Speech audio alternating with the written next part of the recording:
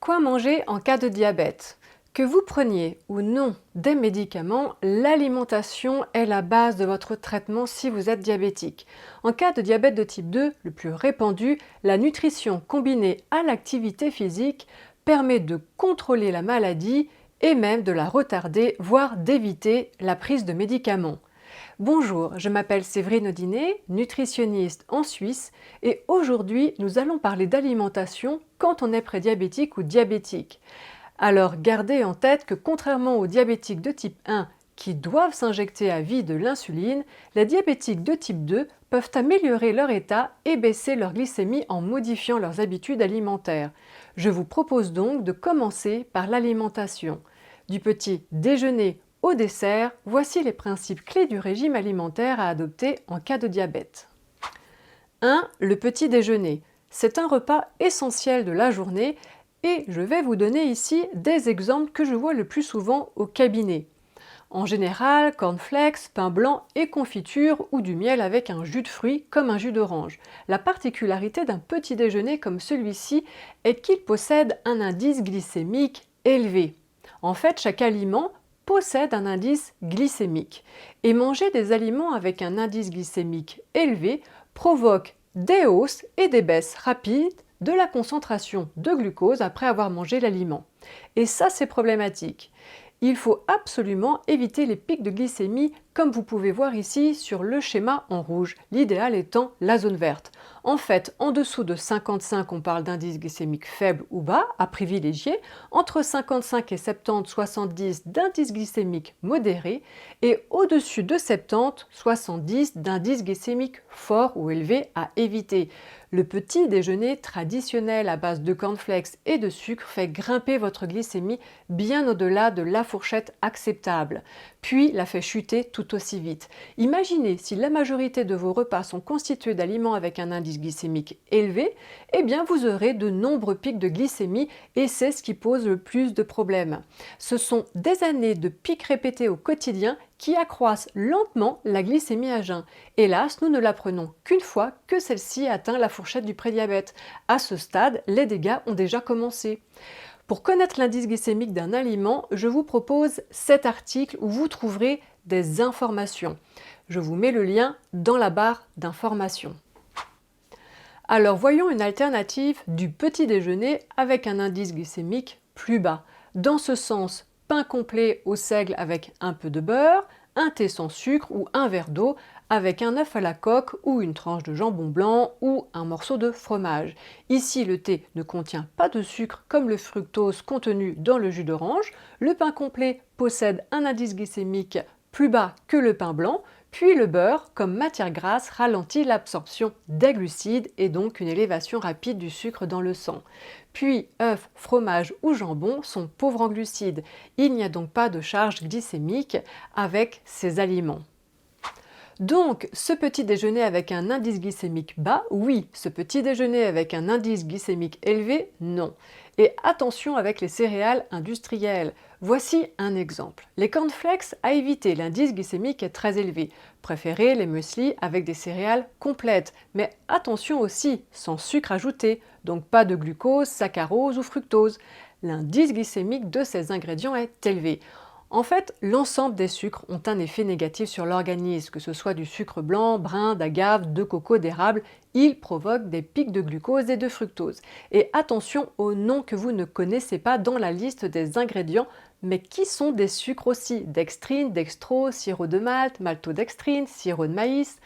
Donc avant d'acheter un produit, lisez bien les ingrédients. Je vous réfère à mon site, vous trouverez le lien dans la barre d'informations, où je récapitule la liste des sucres à éviter.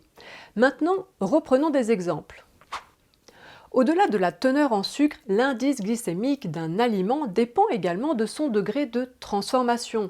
À titre d'exemple, une orange entière aura un indice glycémique plus bas qu'un jus d'orange frais pressé ou acheté en bouteille. Il est préférable de conserver les fibres du fruit car celles-ci permettent de ralentir l'absorption du sucre. Donc jus de fruits et smoothie à limiter. La maturation est aussi importante, comme avec l'indice glycémique qui est plus élevé avec une banane dont la peau est noircie, donc mûre, qu'avec la peau jaune. Vous trouverez les listes d'aliments et leurs indices glycémiques sur Internet, incluant ces spécificités que je viens de vous indiquer. Laissez-moi maintenant vous présenter des produits. Prenons ce sachet de céréales avec mélange de noix et graines. Le packaging semble sympathique, c'est biologique, donc bon point contre les pesticides. Regardons maintenant les ingrédients. Alors, nous avons comme premier ingrédient des flocons d'avoine. Ok. En deuxième ingrédient, du miel. Alors personnellement, il n'y a pas de problème avec le miel, mais en fait, quand il est chauffé comme ici, il caramélise et il possède alors un indice glycémique élevé comme le sucre. Alors que non cuit, le miel normalement a un indice glycémique modéré. C'est vraiment la cuisson de celui-ci qui le dénature. On voit aussi qu'il y a de l'huile de tournesol qui a été ajoutée afin d'obtenir cette texture de granola. Huile de tournesol certainement raffinée, riche en oméga 6, donc non pour ce produit en cas de diabète. Maintenant, prenons ce sachet de muesli sans sucre ajouté. Voyons les ingrédients. Flocons d'avoine complète, flocons d'engrain, riz, ok. Ici, nous retrouvons l'huile de tournesol. Alors attention aux huiles de cuisson hydrogénées et raffinées dans les plats préparés, comme l'huile de colza, maïs, soja, pépins de raisin et de tournesol ici. En fait, une huile végétale est qualifiée vierge ou raffinée selon son mode d'extraction. Si l'extraction s'opère par pression, elle est qualifiée d'huile vierge. Si l'extraction s'opère par solvant, elle est dénommée huile raffinée, ce qui modifie ses acides gras et ses bénéfices pour la santé. Dans les plats préparés, même les céréales, ils utilisent ces huiles raffinées, ce qui est à éviter. Puis vient l'oligofructose, qui est un édulcorant à éviter quand on est diabétique. Donc pour moi, non. Un dernier produit, nous allons à l'essentiel, huile de tournesol, sirop d'érable, oligofructose, farine de riz. Pour information, pour la farine de riz blanche, comme ici, l'indice glycémique est de 80. 85, donc très élevé. Bref, ce produit, non. Vous voulez des céréales au petit déjeuner ? Eh bien, autant faire votre muesli vous-même. Vous trouverez une recette sur ce site, je vous mets le lien en barre d'informations. Des céréales complètes, graines et fruits secs comme la figue séchée coupés en morceaux pour apporter la touche sucrée, c'est tout. Les fruits secs avec modération. Le fait qu'ils ont perdu toute leur eau et diminué de taille, nous sommes enclins à en manger trop et donc consommer plus de sucre au final. Maîtrisez bien votre consommation. En tout cas, dans l'idéal pour moi et ce que je conseille le plus à mon cabinet, c'est la consommation d'un petit déjeuner salé, un toast avec de l'avocat, une omelette ou du jambon blanc avec une tranche de pain complet, ou un peu de saumon ou truite fumée, de la purée d'amandes sans sucre avec du pain de seigle, ou tomate mozzarella avec un filet d'huile d'olive, pourquoi pas, un petit déjeuner anglais, œufs, saucisses, bacon, haricots, tomates. Pour le pain, oubliez le pain de mie qui a un indice glycémique très élevé. Préférez le pain de sec qui a un indice glycémique plus bas. En fait, en apportant davantage de protéines le matin, vous allez stabiliser la glycémie pour la journée, primordial pour éviter les fringales de sucre ou d'hydrates de carbone. Les protéines vont aussi stimuler la production de dopamine et de sérotonine pour démarrer votre journée avec une bonne énergie. Donc, tout bon. Les indications que je vous donne ici sont générales. Il est important de voir un nutritionniste qui vous donnera des conseils personnalisés. En effet, vous avez peut-être une autre problématique de santé à prendre en compte, qui demandera à choisir plus judicieusement les ingrédients.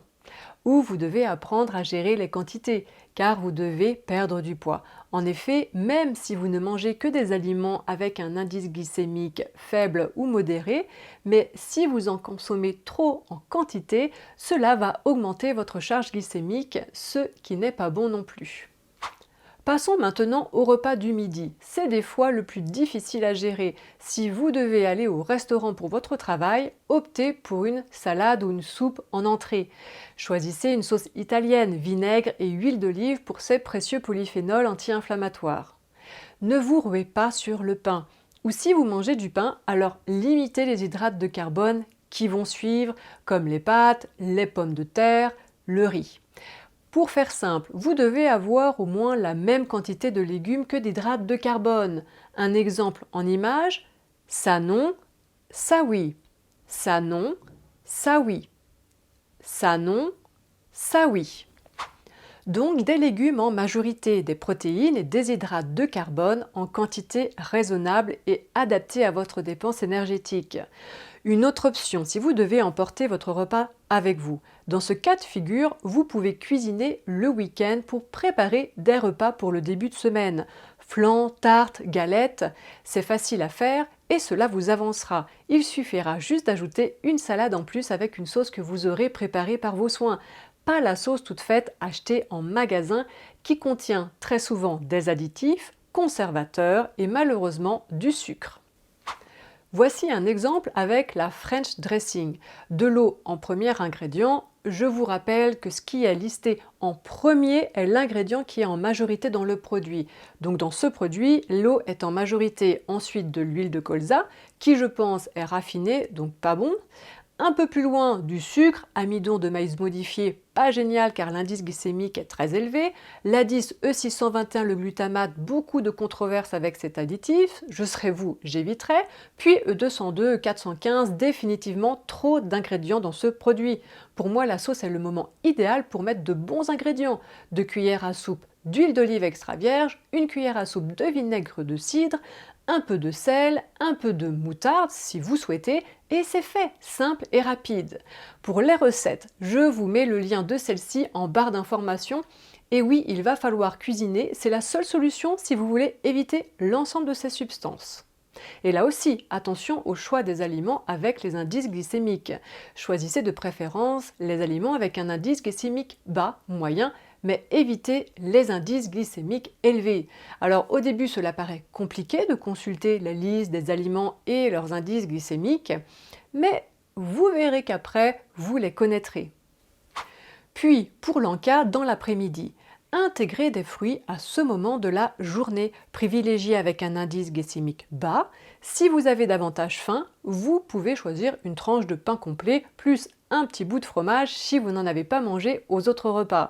Puis quant au repas du soir, celui-ci devrait contenir une majorité de légumes, choux, épinards, haricots verts, courgettes, des protéines, viande, poisson, œufs et des hydrates de carbone en privilégiant les moins hyperglycémiants.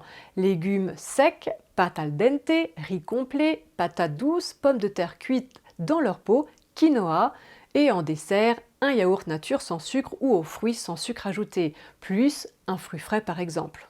Comme je l'indique souvent, chaque personne est différente et ce qui fonctionne pour une personne ne fonctionnera peut-être pas pour vous. Concernant l'indice glycémique des aliments, ils impactent différemment chaque personne.